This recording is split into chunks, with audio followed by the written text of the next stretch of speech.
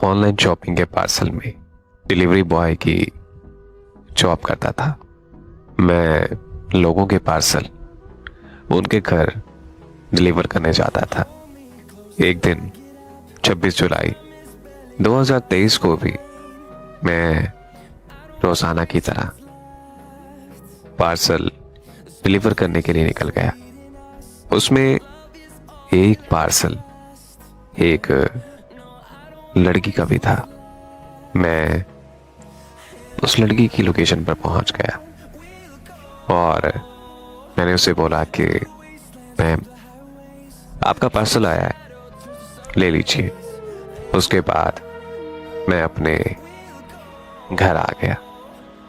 फिर जब मैं रात को करीब 10 बजे के टाइम अपना व्हाट्सएप ओपन करता हूं तो मुझे उस लड़की का मैसेज आया हुआ था और उसने हाय का मैसेज किया हुआ था। मैंने उस लड़की की डीपी से पहचान लिया, जिसको मैं शाम में पार्सल देकर आया था। मैंने उसको रिप्लाई कर दिया कि जी बोले, क्या बात है। उसने मेरा मैसेज सीन कर लिया, लेकिन उसने मेरी बात का कोई जवाब नहीं दिया। मैं अपनी रूटीन के मुताबिक अपने काम पर चला गया और जब मैं रात में वापस आया तो जब मैंने व्हाट्सएप खोली तो उसका दोबारा मैसेज आया हुआ था। उसमें लिखा था कि हाय, आप कैसे हैं। मैंने उसे बोला कि मैं बिल्कुल ठीक हूं, आप बताएं आप कैसी हैं। इस बार फिर उसने मेरा मैसेज सीन कर लिया, लेकिन आगे से कोई जवाब ना आया। ऐसे करते करते उस लड़की को पूरे 8 दिन गुजर गए। फिर उसने 9वें दिन बाद मुझे कहा कि मैंने आपसे बात करनी है। मैंने उसे कहा कि जी जी बोले, आपने क्या बात करनी है। उसने मुझसे कोई फजूल बात नहीं की और उसने डायरेक्टली मुझे आई लव यू बोल दिया। मैं उसका ये मैसेज देखकर थोड़ा सा हंसा और उसे कहा कि ये क्या मजाक है। उसने मुझे कहा कि ये मजाक नहीं है, मैं बिल्कुल सच बोल रही हूं। मेरा यकीन जानो कि मुझे तुमसे सच्ची मोहब्बत हो गई है। जिस दिन आप मुझे पार्सल देने आए थे तो मैं आपको देखते ही आपको पहली नजर में ही अपना दिल दे बैठी और मेरी इतने दिन से हिम्मत नहीं हो रही थी बताने की। अब मैंने बहुत हिम्मत करके आपको अपने दिल की बात कह दी। मैंने उसे कहा कि अच्छा, तो ऐसी बात है। उसने जवाब दिया कि जी जी बिल्कुल ऐसी ही बात है और ये मैंने आपको अपने दिल का हाल दिल बयान किया है।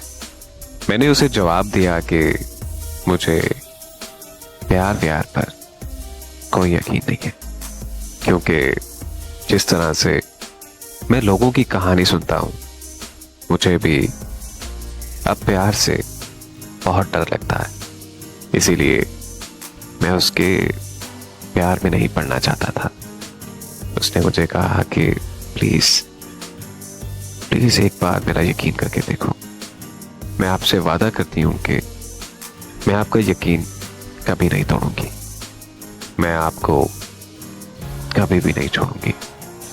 प्लीज ये मेरा प्रपोजल एक्सेप्ट कर लो। मैं उसकी ये बात सुनकर थोड़ी देर चुप रहा।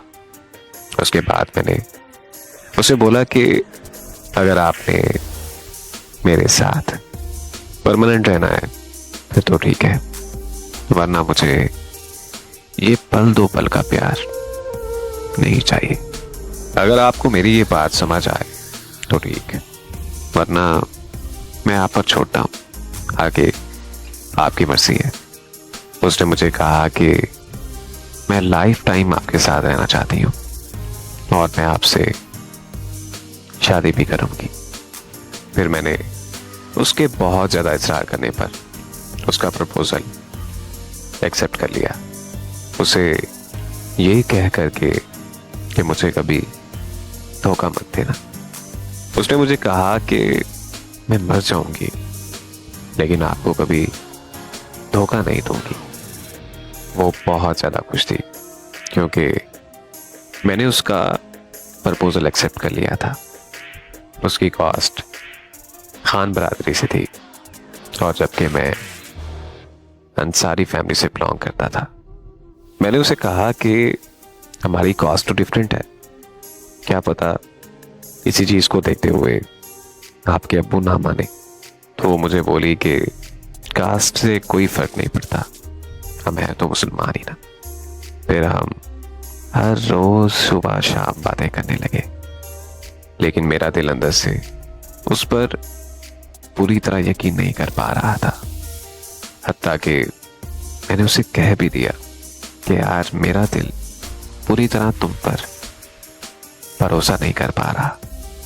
ये बात सुनते ही उसे गुस्सा आ गया और उसने बोला कि ठीक है, अगर तुम्हें मुझ पर यकीन नहीं है तो तुम मुझे वीडियो कॉल कर लो और मैं तुम्हारे सामने कलामे पाक पर हाथ रख कर कहूंगी कि मैं तुमसे सच्ची मोहब्बत करती हूँ और अपनी आखिरी सांस तक तुम्हारे साथ रहूंगी।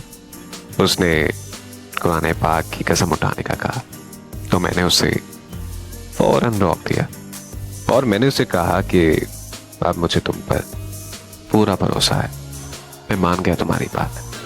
मैंने सोचा कि अगर वो मेरे लिए कसम उठाने को तैयार है तो यार हकीकत में ही वो मुझसे मोहब्बत करती होगी। हम दोनों की बातें लंबी होती गई। वो मुझे कहती थी कि तुम अंधे हो जाओ अगर तुम्हारी आंखें मेरे अलावा किसी और को देखें।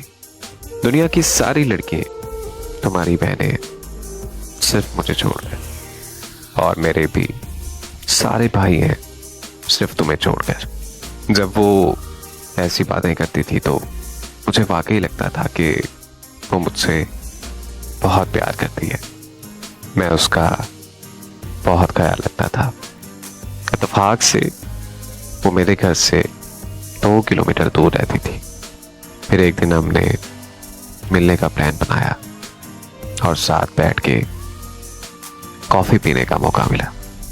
उसने आते ही मुझे गले लगा लिया और मेरा हाथ पकड़कर कहने लगी कि मैं ये हाथ कभी भी नहीं छोड़ूंगी। मैंने उसे एक बहुत प्यारी सी घड़ी भी गिफ्ट की। हमें बात करते हुए 2 महीने गुजर गए। उसने मुझे एक दिन कहा कि मैं आपसे एक बात कहूं। मैंने उसे कहा कि जी जी बोले। उसने मुझे कहा कि मेरा 1 साल पहले ही रिश्ता हो गया था। उसकी ये बात सुनते ही मेरे पैरों तले जमीन निकल गई। मैं उसे हैरानी से बोला कि ये क्या कह रही हो तुम? तो वो बोली कि तुम परेशान नहीं हो, मैं तुम्हारी ही हूं और हमेशा तुम्हारे ही रहूंगी और मैं शादी भी तुम्हारे साथ ही करूंगी। उसने मुझे कहा कि वो रिश्ता मुझे मंजूर नहीं था, इसलिए कि वो लड़का मेरी इज्जत नहीं करता था, हर वक्त मुझे गंदी गंदी गालियां देता था। उसने कहा कि तुम परेशान नहीं हो, मैं अपने घर वालों को मना लूंगी। उसने एक बार फिर से मुझे यकीन दिलाया और मैं उस पर यकीन करता चला गया। मैं उसका बहुत ख्याल रखने लगा। उसके घर जाकर उसे खाने पीने की चीजें देकर आता था उसकी तबीयत खराब हो जाने पर मैं बहुत परेशान हो जाता था। उसने मुझे कहा कि तुम मेरी अपनी अम्मी से बात करवाओ, और मैं ठहरा पागल। मैंने उसकी बात अपनी अम्मी से करवा दी। उसने मेरे साथ बहुत बड़े बड़े वादे किए और मुझे कहा कि मैं तुम्हारे साथ बहुत जल्द निकाह करूंगी। हमें बात करते करते 5 महीने गुजर गए और एक दिन उसने कहा कि सॉरी यार, मैंने अपने घर बात की थी, लेकिन अब मेरे घर वाले कभी भी नहीं मानेंगे। उसने अपने घर वालों को कोई बात नहीं की थी। उसने जो कुछ भी कहा सब कुछ अपनी तरफ से कहा था। पता नहीं क्या हुआ, कब हुआ और कैसे हुआ। एक दिन उसने मुझसे सारे रिश्ते नाते तोड़ दिए और मुझसे ब्रेकअप कर लिया। मुझे आज उसके वादे याद आते हैं कि मैं तुम्हारे बिना मर जाऊंगी, मैं तुम्ही से शादी करूंगी, मैं तुम्ही से प्यार करती हूँ। उसने मुझसे कहा कि मैं तुमसे कोई प्यार व्यार नहीं करती, मैं बस तुम्हारे दिल से खेल रही थी। मैं उसकी ये बातें सुनकर बहुत परेशान हो गया। मुझे अब समझ नहीं आती कि मैं क्या करूं। मैं पूरी तरह ज़हनी तौर पर उसकी मोहब्बत में गिरफ्तार हो चुका हूं। उससे जुदा होने का कभी सोच भी नहीं सकता। आज वो जब भी मार्केट आती है तो मुझे कॉल करके कहती है कि मैं मार्केट आई हुई हूं। मैं अपने सारे काम काज छोड़कर पागलों की तरह उसे ढूंढने निकल पड़ता हूं। जिस लड़के का वो अक्सर जिक्र करती थी कि वो लड़का मुझे गंदी गंदी गालियां देता है, आज उसी के नाम के प्यार पर स्टेटस लगा दिया और वो शादी भी उसी से करेगी। मुझे इन सब चीज़ों से ज़्यादा अफसोस इस चीज़ का होता है कि उसने अपना ईमान बेच दिया।